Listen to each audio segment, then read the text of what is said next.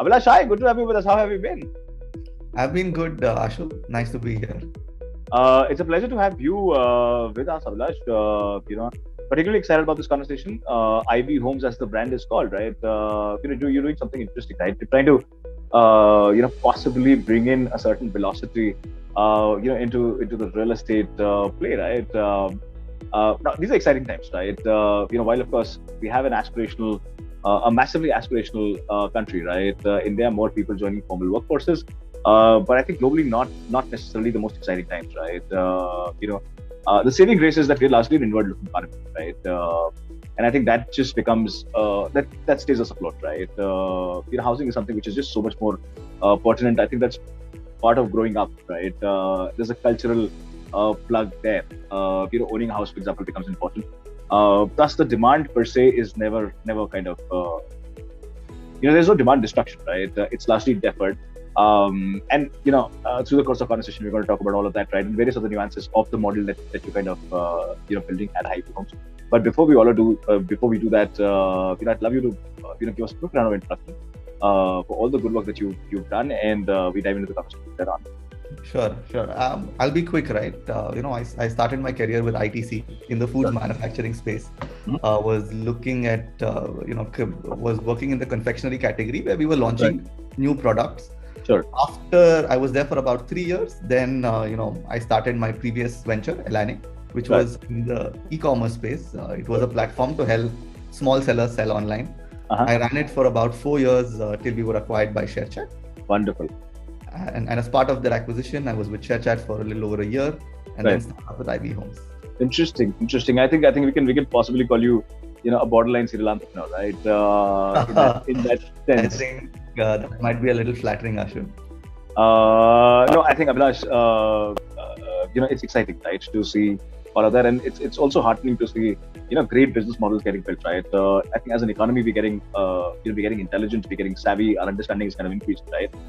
And I think that just opens up a very different kind of a possibility for newer business models coming in, right? We're going to talk about all of that, right? And traditionally, real estate is something which was possibly one of the first sectors that started to become visible online, right? I think transparency is something that everybody is solving for, right?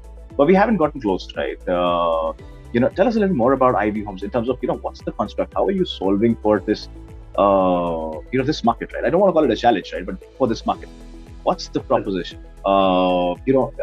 Is this an opportune time, or are you in a way slightly late to the party? Would love to understand the construct of IB Homes. Sure, Ashu. So let me kind of start off with the first thing you mentioned, which Sure. said that real estate was one of the first, markets which actually went Sure. online. And you're right. And the reason for that is very simple. Real estate is by far the largest asset class in India. Sure. It kind of speaks to the dreams and aspirations of majority of our country in terms Right. of owning a house or owning a property. Sure. However, there are a lot of nuances in real estate, and in real estate in India in particular. Right. And most of what is built on the residential real estate side have been digital classifieds, in a sense that it is the newspaper classifieds taken online, maybe with a few filters, maybe with better photos. But essentially, that's what has happened. Now, my belief is that to truly add value in any category, a marketplace needs to own the transaction. Sure. So, which means that if Flipkart was a classified where they just connect you with the seller and then you buy directly from the seller, the experience Sure. would be very different than buying online on Flipkart with customer Right. support, payments, etc. Sure. So what we do at IB Homes is we're fully transactional, in the sense that if somebody wants to sell a property, we buy it in 15 days from them. We use our own money to buy it. Then we refurbish wherever required, and we Sure. further sell the property. Mhm. So it's extremely different from any of the digital classifieds, which are more discovery kind of platforms. Interesting. Abhilash, and I'm sure this is something that you answered on many occasions, right? Slightly cliche at that level, right? But that makes you very, very heavy, right? Because selection of property, I think in itself has many, many nuances, right? I mean, these are, for example, up north, an east-facing property, for example, does very well, right? Down south, a south-facing property, for example, does very well, right? So we're a country with many, many such complexities, right? Build quality and all of that. I think to a large part of it, it's gotten institutionalized, right? So you essentially have some best practices. Those are not the difficult nuances, right? And especially flats as a category. And I would love to understand your for example, the portfolio you have as well, right? A large part of this is institutionalized, right? But you have all of these cultural nuances in a market like India, which make it very, very complex, right? How are you solving for all of that? I'd love to understand. Absolutely, Ashu. So, there are a couple of questions there. One is essentially individual units in apartment buildings, Sure. or flats, as you mentioned. Now, and when we talk about pricing for these units, as you rightly mentioned, it is extremely complex, right? Sure. It depends on the particular society, depends on various features for a particular apartment, whether it's the direction it is facing, the number of balconies, the view that it has. We realized very early on, to build this out, we needed to solve for pricing in a scalable manner. Right. And the scalable way to solve for it is through technology. And here we had a couple of big challenges, right? Sure. One is the underlying data infrastructure in India when it comes to real estate transactions is almost non-existent. Right. So, if you need to know what price your neighbor sold their house at, there is no central information system that you could get that data at. So our first challenge was actually building that out, and we built it out from scratch. In the first city that we have launched in Bangalore, where we not only do we have exact details of all the property transactions, we've also gone to the next level and found out key features for a particular property. These features could be features such as the number of balconies, direction it faces, various specifications of the property in terms of floor, size, car parking spots, etc. Sure. And we have built this out ground up from publicly available documents. It could be plan sanctions. It could be, in some cases, it could also be our team visiting a particular building society and gathering data points. All of this ends up going into our pricing model, where we are able to then predict what is the fair price that property is likely to sell at. Sure. And very interesting. What the offer and that becomes your IP in the process, right? Very interesting. Abhilash, there have been companies like Prop Equity, for example, right? That have existed for the longest time. Their predominant work essentially was, while they were operating in the B2B ecosystem, right? Their predominant work was essentially to identify all of this information, right? And make it available for institutions, right? Banking institutions, broking houses, right? Certain real estate funds, for example, right? They were doing a lot of this, right? What's changed in the market in the last couple of years, right? I mean, while you have this information available, this is still very, very two-dimensional information available, right? I mean, I as a seller could choose to sell it at a certain price, right? I mean, person B could choose to sell it at a slightly different price, right? But essentially, we are playing in a band, right? This is information which is very predictable in nature. When you're talking about, some of this, right? I want to understand how complex does the expectation of the consumer become? Because that possibly becomes a fundamental underlying of your model, right? If you could give me a nuance and a sense of that, it will be very. Sure. So, let me kind of answer the 2-3 questions which was there, right? One is in terms of price being predictable. So price is always predictable in a band. And unfortunately or fortunately in India, that band is very wide. So we will see transactions which would be very similar like-to-like units happened pretty much around the same time, which would be at a price difference of 12 to 20%. The reason that is it's not an efficient market, right? It's not like the equity market where there is kind of real-time matching of supply and demand. It's very ad hoc, which is why there is very large price differences which exist. Now, Prop Equity has done a great job in aggregating and building on data which is useful for their institutional clients. Correct. And mostly that data ends up becoming data of primary sales. Primary sales is when a real estate developer sells units to the end customer. Secondary is when that customer further sells it to somebody else. Right. And Prop Equity does not have any data of secondary, mostly because it is not necessarily very useful for them. And that's something that we have had to build out and been successful at building out from scratch. Very interesting. Abhilash, now another thing that I want to understand, right, is basically on the model. I want to understand this better, right? Now, here you are actually buying that, that unit, right? That property. Take me through the process of all of that, right? So, for example, what you have these pricing information, for example, right? Now, what entails or what for example, what are the nuances that are part of the purchase process, right? So when you're going out and sort of zeroing down on a property, right, making the transaction, what are the parameters that go into selection of property? Absolutely. And let me kind of walk you through our process, right? I think that would help answer the question. Yeah. So typically if somebody wants to sell their house, they would, reach out to us, give basic details of their property. So the detail could be something like, apartment number XYZ in a particular building. From our internal database, we then pull out all the specifications of that one particular unit. Okay. And within that, we're able to price within a band. So that is a band which we almost immediately share out to the seller. Sure. Now, if the seller is interested in going ahead, we then do a house visit where our operations team goes and checks every minute point of that particular property to estimate what would be our renovation costs. Sure. Right. So from every electrical point to whether the floors are level, everything is checked out. Right. After which we then it gets priced back in and we make our final offer.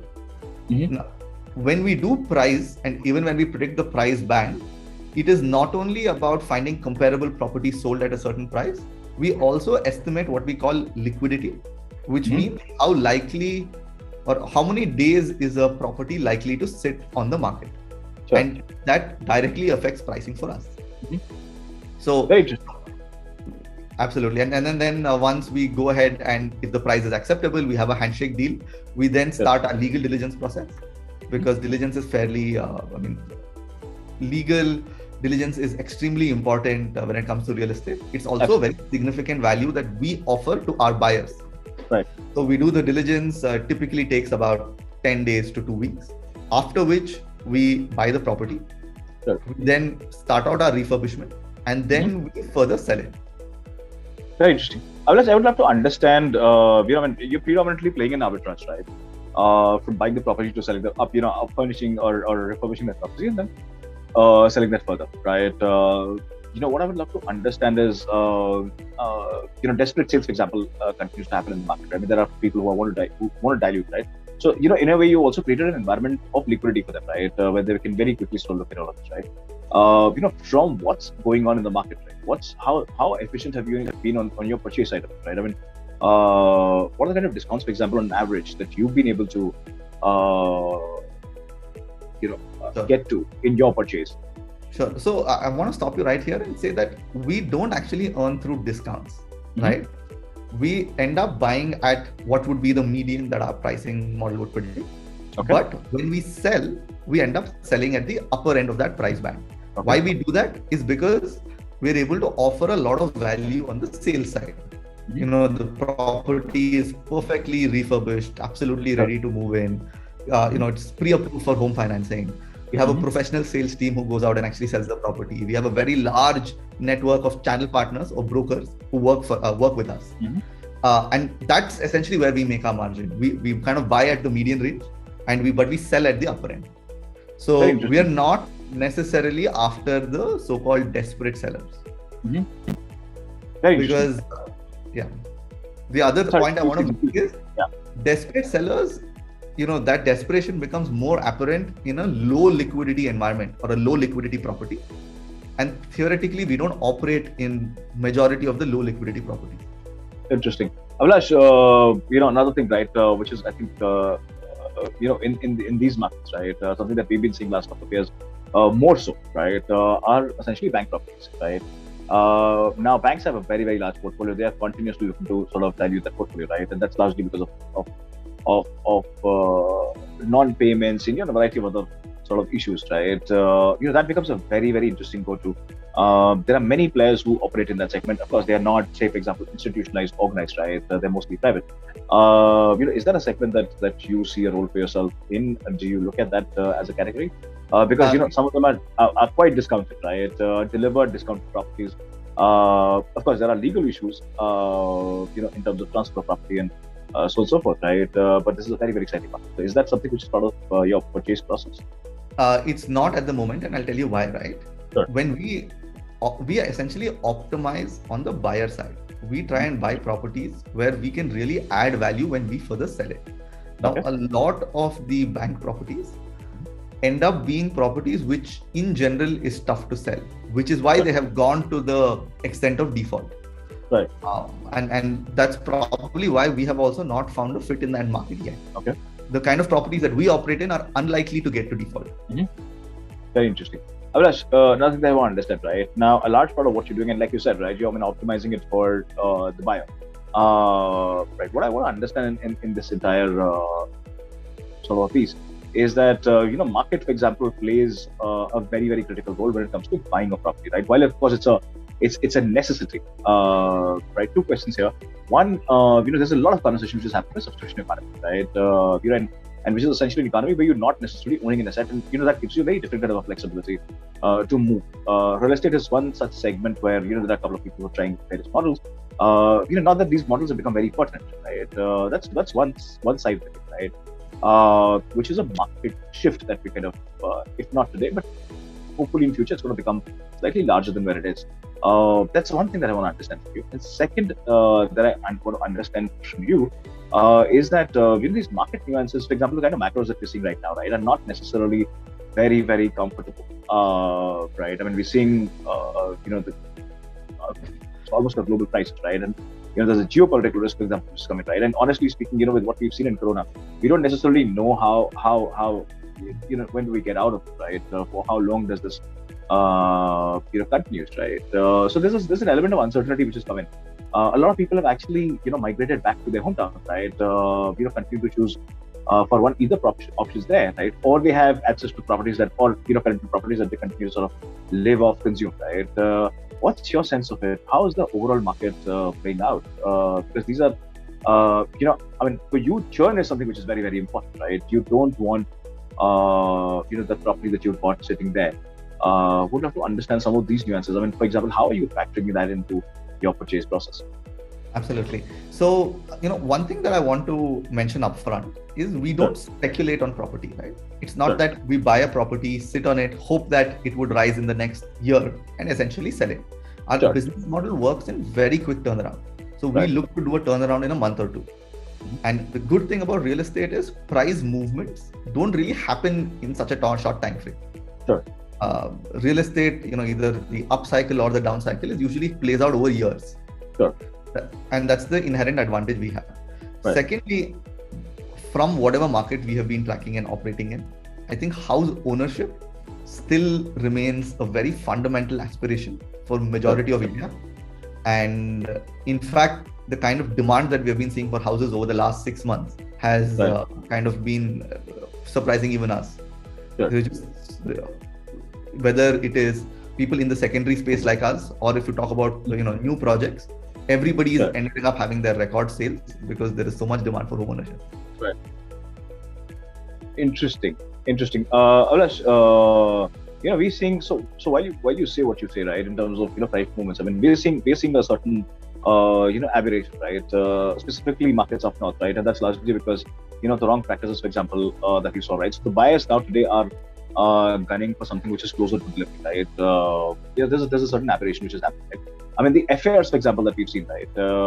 With better planning, right? FSI, FARs, they're improved much higher. In a way, this entire possibility of so a buyer has many choices, right? So while of course there is a secondary which they could possibly look at, right? There is a newer property which is coming up somewhere in the quarter. We still sort of have those pockets available. The newer buyer, especially the one you're kind of catering to and tackling and going after, is flexible when it comes to all of that, right? How are you looking at some of those elements? Sure. So when it comes to buying new property, right, or buying property in general, India has historically had one of the poorest, secondary is to primary sales ratio. In majority of cities in India, it's kind of less than 1, which is, like 5 times, 6 times worse than what it would be in most other markets. Sure. And there are a couple of reasons for this. One big reason has been that, traditionally people have considered, home ownership as like once in a generation, that they, buy a house, live there for the next 40 years, pretty much till their end of life. The good thing is we have seen that changing with rapid upward mobility. People, as you said, are migrating between towns, etc.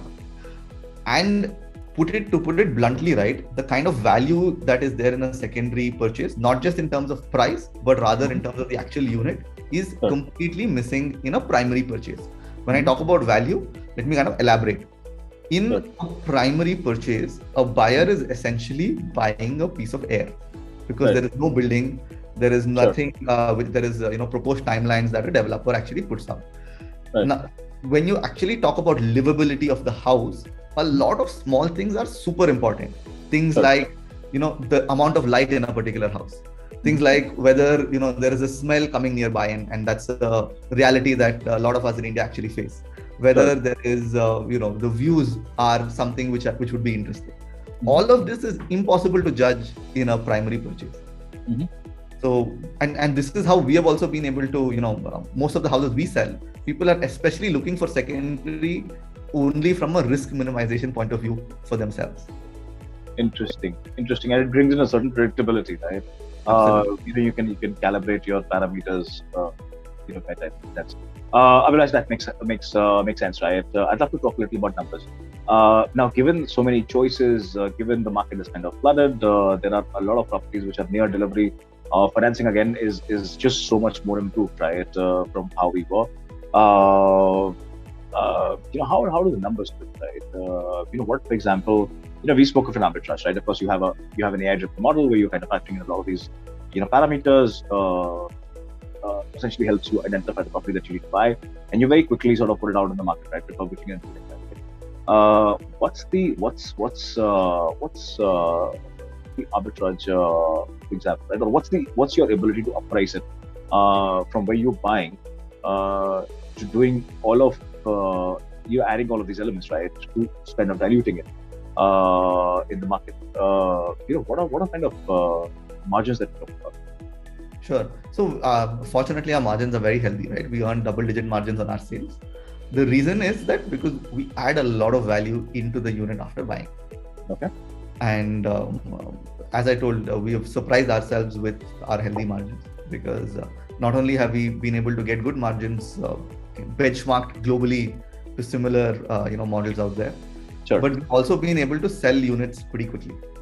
It kind of goes to show that because real estate in India is so unstructured, right, there is the value that we add is so much greater than say the value a similar model would add in a market like the US or in Europe, where things are more structured, which is why our margins end up being much better than it would be for global comparisons.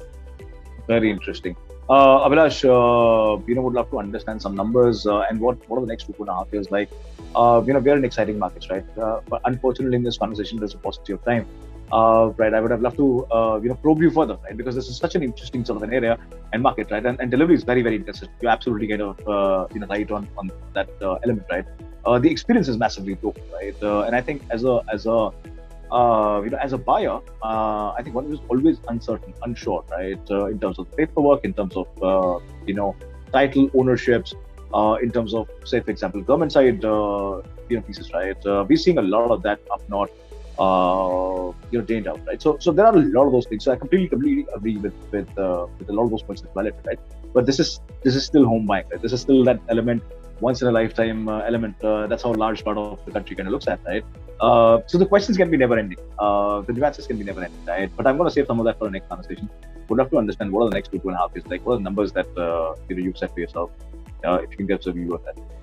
Absolutely. So we are currently operating in Bangalore only. That's our first market. That's the pilot market. As I told you, the good thing is the market is extremely large, right? So Bangalore alone would be like a 50,000 crore market. We plan to launch one additional market in 2023, mostly going to be in the south of India. The second, in terms of numbers, right, we should be our target for the end of this financial year is numbers of over about 160 to 170 crore in revenue. Very interesting. Abhilash, thank you for giving us a view in that. I think India is a very, very interesting point, right? I think some of the pieces that you highlighted in the conversation, right? I think will always continue to be so. That's how we kind of think as an economy. I think buying a house is something which is While of course there are going to be many of those nuances, right? Newer types of ownership which are going to get introduced, right? But I think owning a house is something which is very fundamental, right? And very ingrained in us as a society, right? And that is not going to change. I think what you're solving for is very interesting. I think there's always a need for a player who could bring in that consistency in the sector market. Abhilash, this was an absolutely spectacular conversation. We wish you all the very best. Like I said, many questions that are still out there, right? But I'm saving them for our next conversation, hopefully soon, where we talk about as the markets fall, we're going to discuss some of those things, right? But it was a pleasure to have you with us. Thank you so much for joining.